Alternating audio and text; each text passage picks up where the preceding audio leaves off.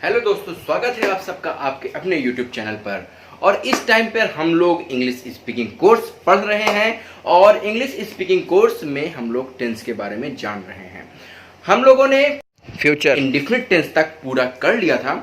आज मैं आप फ्यूचर कॉन्टिन्यूअस टेंस के बारे में बताने चल रहा हूं, लेकिन उससे पहले भैया वही रस्म और रिवाज को निभाते हुए सबसे पहले अगर आप नए हैं इस चैनल को तुरंत सब्सक्राइब करिए। आपको उसकी कसम है, सब्सक्राइब कर लो, वो मरना नहीं चाहिए, ठीक है।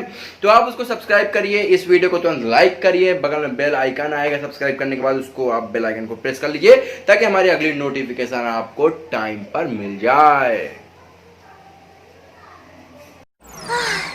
तो दोस्तों आज हम लोग फ्यूचर कॉन्टिन्यूअस टेंस के बारे में बात करेंगे। तो तुम सब लोग समझते ही होगी भैया, अगर फ्यूचर है तो इनके अंत में गागी गे आएगा, लेकिन अगर कॉन्टिन्यूअस है तो इनमें रहा रही रहे भी आएंगे। और रहा रही रहे अगर आएंगे तो आपको पता चल गया होगा मेन वर्ब में आईएनजी फॉर्म लगे। मैंने पहले बता दिया था, कोई भी रहा रही रहे वाले होते हैं सब में आईएनजी फॉर्म लगती है, यानी कोई भी कॉन्टिन्यूअस टेंस होते हैं सभी में आईएनजी फॉर्म लगती है, ठीक है। तो देखिए अगर हम लोग इसकी पहचान की बात करते हैं तो क्या हो जाएगा, इन वाक्यों के अंत में, इनके हिंदी वाक्यों के अंत में रहा होगा, रही होगी, रहे होंगे आदि शब्द आते हैं, ठीक है। और अगर इसके हम लोग हेल्प वर्ब की बात करते हैं तो वहां पर फ्यूचर इंडेफिनिट में क्या लगता था, विल और शैल लगता था। मैंने बताया था शैल लगता है आई और वी के साथ, बाकी सबके साथ विल लग जाता है। और यहां पर भी विल शैल लगेगा, लेकिन यहां पर उसके साथ में बी लग जाएगा, बीई, ठीक है। बीई मतलब कि बी लग जाएगा तो यहां पर इसका काम हो जाएगा, यानी कि इसकी हेल्प बनेगी विल बी और शैल बी, आई बी के साथ शैल बी, बाकी सबके साथ विल बी, ठीक है। इतना समझ में आ गया। अब हम लोग इसके अफर्मेटिव के फॉर्मूले के बारे में बात करते हैं। अफर्मेटिव का फॉर्मूला क्या होगा ये मैं आपको बताने जा रहा हूं। सबसे पहले सब्जेक्ट रखेंगे, सब्जेक्ट कोई भी हो, उसके बाद विल या शैल में से एक चीज रख देंगे जो उसके हिसाब से सब्जेक्ट के हिसाब से लगनी होगी। उसके बाद लगाएंगे बी, क्या लगाएंगे, बी लगाएंगे। उसके बाद हमारी वी फर्स्ट के साथ क्या लग जाएगी, आईएनजी, वेरी गुड, आईएनजी लग जाएगी। उसके बाद ऑब्जेक्ट लग जाएगी, फिर अदर वर्ड्स लग जाएगा, उसके बाद फुल स्टॉप एक प्यारा सा सुंदर सा लगा देना मेरे जैसा, ठीक है। उसके बाद चलिए ठीक है, अगर नेगेटिव की हम लोग बात करेंगे तो मैंने क्या बताया, कई बार बताया है कि तीसरे स्थान पे हम लोग नेगेटिव लगा देते हैं। कहाँ पे लगाते हैं, तीसरे स्थान पर। यहाँ पे लगाते हैं तीसरा, यानी जैसे subject plus will not B, subject plus shell not B, ठीक है। समझ में आ रही बात। उसके बाद मैंने पहले लेक्चर में बताया था उल्टी तरफ से हम लोग आते हैं, उल्टे तरफ से, तो उल्टे तरफ वाला भी फॉर्मूला लोगों को दिमाग में रखना है। अगर आप तो अभी तक नहीं पढ़ा उस फॉर्मूले को तो जाओ, डिस्क्रिप्शन में लिंक है। अच्छा लिंक छोड़ो, तुम लोग मेरे चैनल पे जाकर के प्लेलिस्ट पे जाकर चले जाओ, प्लेलिस्ट में इंग्लिश स्पीकिंग का नाम का एक प्लेलिस्ट बना हुआ, उसी पे जाओ, उसी पे जाकर के पढ़ लो सारी की सारी। तो देखिए पहले एग्जाम्पल के बेस में चलते हैं। तो मैं बोलूं कि मैं खाना खा रहा होऊंगा, मैं खाना खा रहा होऊंगा, फ्यूचर है प्लस कॉन्टिन्यूअस है, खाना खा रहा होऊंगा। मैं यानी आई, सबसे पहले सब्जेक्ट रखना, हम लोगों ने रख दिया आई के बाद हमने कहा था शैल या फिर विल में से एक चीज रखना है, आई के साथ शैल लगना है, आई शैल।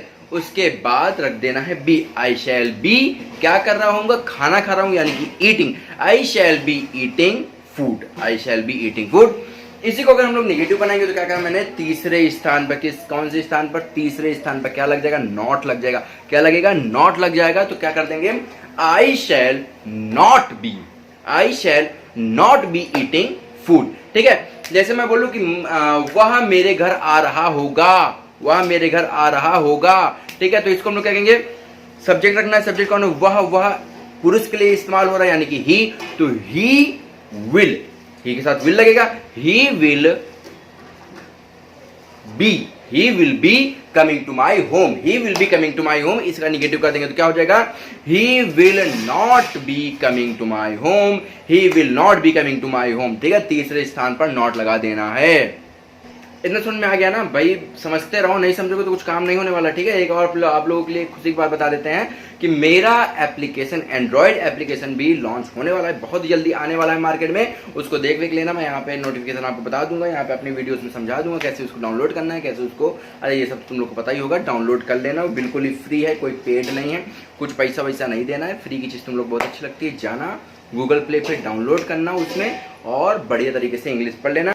9 to 12 की सीबीएसई बोर्ड और यूपी बोर्ड के पूरी इंग्लिश आपको कंप्लीट इंग्लिश वहाँ पे मिलेगी, लैंग्वेज भी मिलेगी और लिटरेचर भी मिलेगी, साथ में ही कंपटीशन लेवल की इंग्लिश भी वहाँ पर मैंने दे रखा है, उसको भी आप लोग जा करके देखिएगा। ये जैसे जैसे आप YouTube देखते हैं तो YouTube में मैं केवल आपको बोल पाता हूँ, ठीक है, इसमें आपको रिटन मटेरियल नहीं मिल सकता, वहाँ पे आपको रिटन मटेरियल मिल जाएगा। आप चाहो तो PDF भी डाउनलोड कर सकते हो, सारे सब्जेक्ट की मतलब सारे इंग्लिश के सारा सिलेबस आपको वहाँ पर मिल जाएगा 9 to 12 का, ठीक है। तो चलिए आगे बढ़ते हैं अपने टॉपिक पर। अब मैं आपसे कहूँ यस और नो टाइप के बारे में बात करते हैं। किसके बारे में बात करते हैं? यस और नो टाइप के बारे में। कई बार मैं बता चुका यस और नो टाइप जो होते हैं वो इनके हिंदी वाक्य क्या से शुरू होते हैं और इनके इंग्लिश वाक्य हेल्पिंग वर्ब से शुरू होते हैं, ठीक है। तो इसका जो फॉर्मूला होगा, फॉर्मूला आपको दिख रहा है, इसका फॉर्मूला जो होगा विल और शैल में से एक चीज लग जाएगा सबसे पहले, उसके बाद क्या लगेगा, प्लस में सब्जेक्ट लगेगा, क्या लग जाएगा, उसके बाद में बी लगेगा, फिर वी फर्स्ट के साथ आईएनजी लगेगा, उसके बाद ऑब्जेक्ट, फिर अदर वर्ड्स, लास्ट में क्वेश्चन मार्क। क्वेश्चन मार्क लगाना मत भूलना, ठीक है। अब जैसे मैं आपसे कहूं क्या तुम गाना गा रहे होगे, क्या तुम गाना गा रहे होगे, ठीक है, क्या तुम गाना गा रहे होगे, तो यहाँ पर सबसे पहले क्या आया है और सब्जेक्ट हमारा तुम है, तो तुम के साथ लगेगा विल, तो क्या हो जाएगा विल यू, विल यू। फिर क्या लगाना है, फिर क्या लगाना है, बी लगाना है, will you be singing song, will you be singing song, last में क्वेश्चन मार्क। ये हमारा कंप्लीट हो गया, ठीक है। एक मैं आपको और बोलता हूं, जैसे मैं कहूं क्या तुम मेरे घर आ रहे होगे, will you coming to my home, will you coming to my home, ठीक है।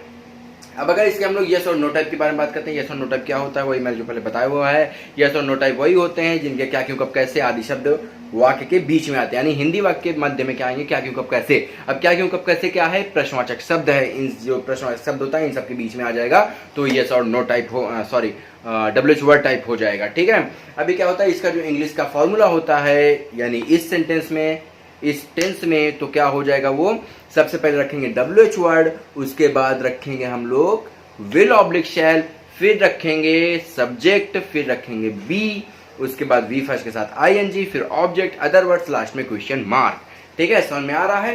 तो ठीक है, फिर इसका मैं आपको एग्जांपल कराने चल रहा हूं। इसका एग्जांपल मैं बोलूं तो यहाँ पर कौन है, सब्जेक्ट तुम है, ठीक है, लेकिन सब्जेक्ट से हमें पहले मतलब नहीं है, सबसे पहले मतलब है WH word type, WH word यहाँ पर क्या लगा है, इससे हमें सबसे पहले मतलब है।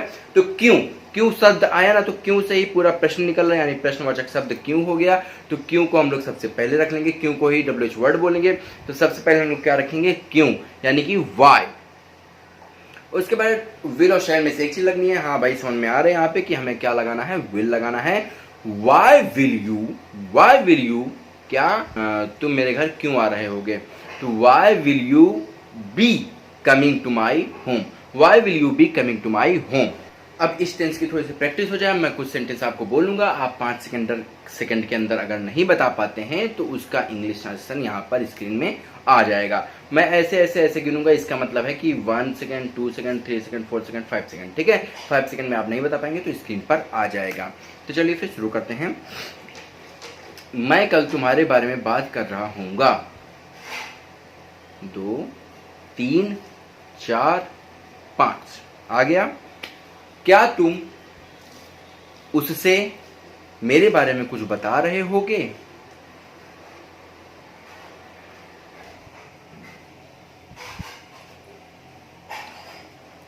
लाला जी मुझसे बात क्यों नहीं कर रहे होंगे,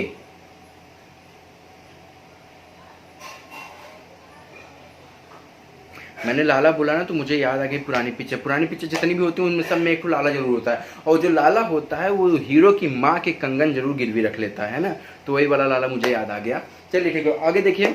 क्या तुम मेरी बात सुन रहे होगे,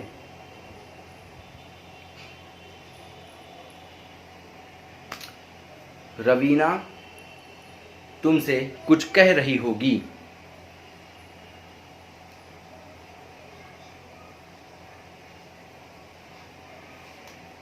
रीना अपना होमवर्क यानी कि गृह कार्य कर रही होगी।